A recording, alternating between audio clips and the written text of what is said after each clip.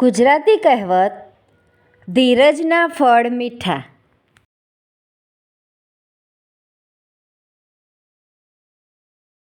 ધીરજના ફળ મીઠા.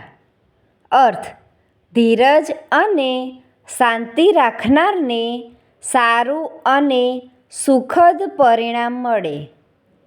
વાક્ય: નવો ધંધો શરૂ કર્યા પછી તરત જ નફાની આશા ન રખાય.